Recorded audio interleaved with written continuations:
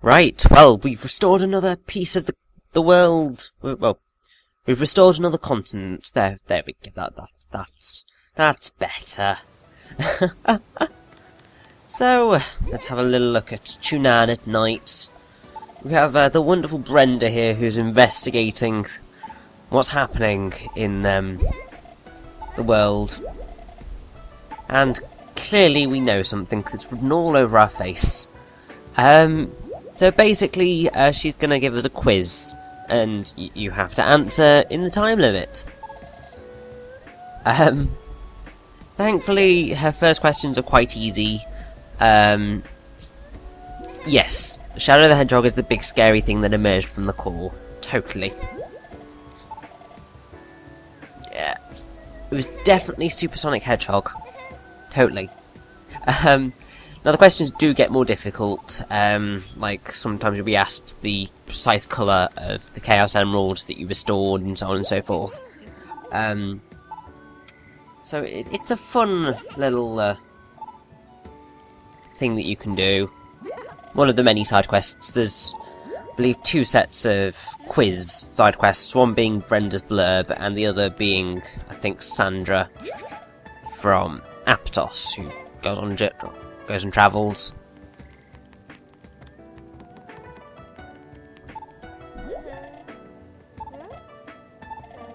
Yes, we do have to report to the professor, because we need to save the planet, you know?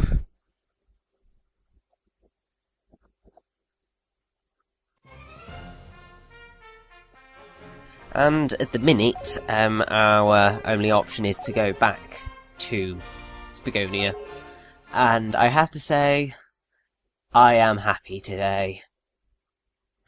Because I know what we're about to go into. And this is my favourite level in the entirety of Unleashed, I think. Which is very, cliché. Because it's probably lots of people's favourite level. But who cares if it's cliche? The level we're about to go into is absolutely glorious. Yes, it was exactly like that, Amy. Of course.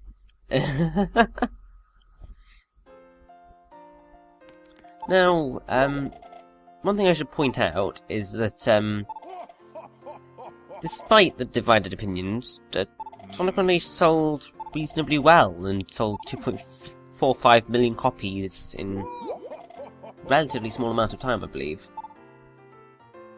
But, what's incredibly unfortunate is that, because the game got such a poor Metacritic score, Sega decided that they were gonna stop producing it, basically. I can't quite remember where said factoid is.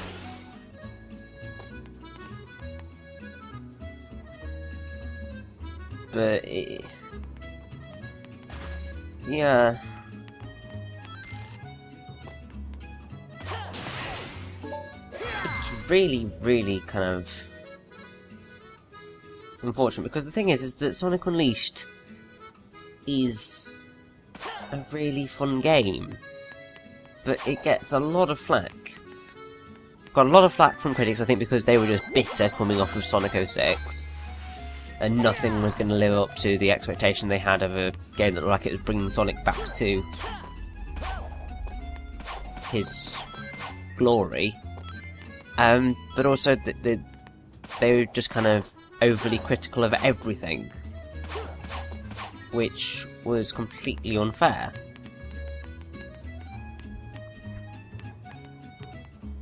And I will never really quite forgive the critics for how badly they lambasted the poor game.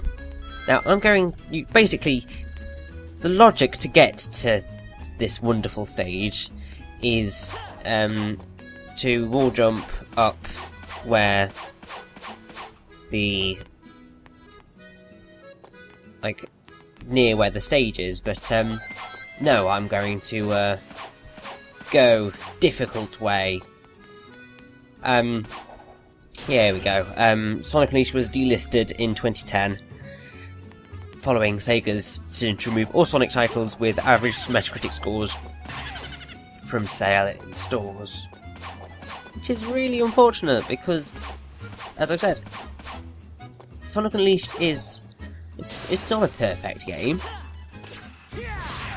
but it's a really, really nice game that's really fun, no matter its problems. But here we go. My favourite stage in Sonic Unleashed, Rooftop Run Day. Ah! Now, it's probably quite obvious why I love this stage. The music, just the visuals, the speed. It's just so fun! I mean, Sega composer Tomoyo Otani, who's responsible for quite a lot of compositions in Sonic games, has stated that his favourite song that he has composed was Rooftop Run Day. And I have to say, it's just glorious. I think more so than any other stage in this game, Rooftop Run just exemplifies the joy of Sonic Unleashed. It's running fast through beautiful locations to a generally fantastic soundtrack. And it's just fun. I mean, just that moment there is just stunning when you get it right. It's easy to mess up, but it just works.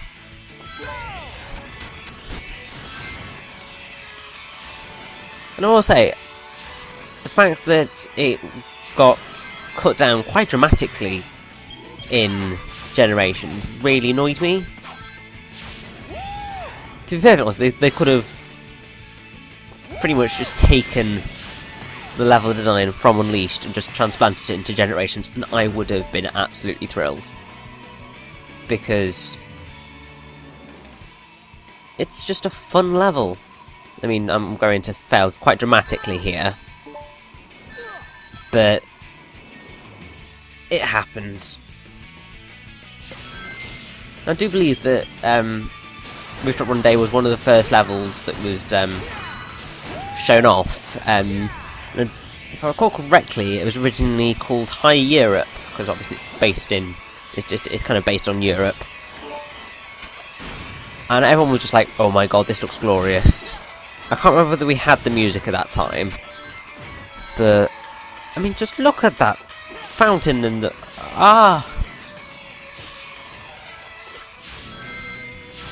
mean, I will say that sort of, I love kind of all the confetti and balloons everywhere in the Generations version. But I certainly prefer this version of the level.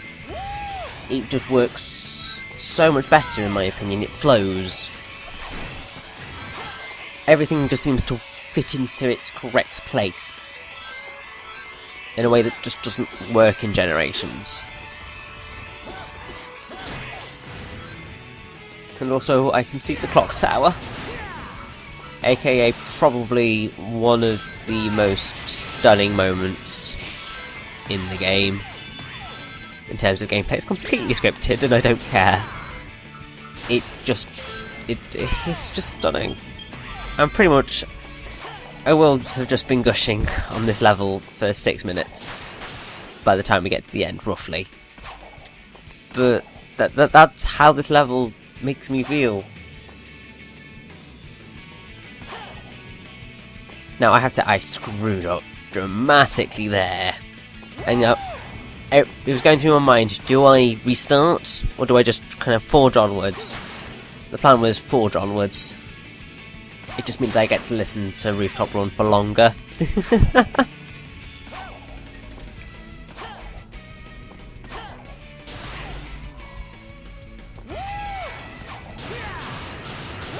And here we come. to the moment that I'm just in love with. Because you have the build-up as you climb to the top of the clock tower, and then you grind down, and it's just beautiful. I still can't believe that they truncated that in Generations version to just being a slight, like you grind down and then go off to the right and back into the level. It needed that epic kind of circling round that's in the original here.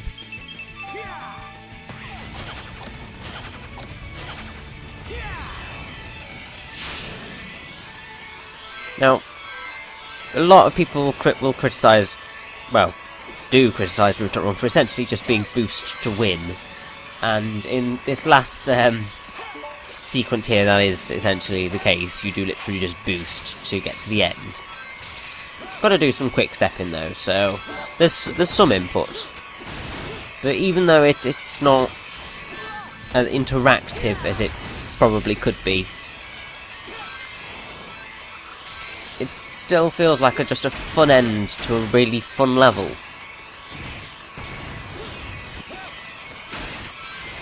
And I'm so glad that Rooftop Run was the game that represented Unleashed in Generations, because it is my favourite level in the game, hands down. It was just kind of the perfect package for me, really.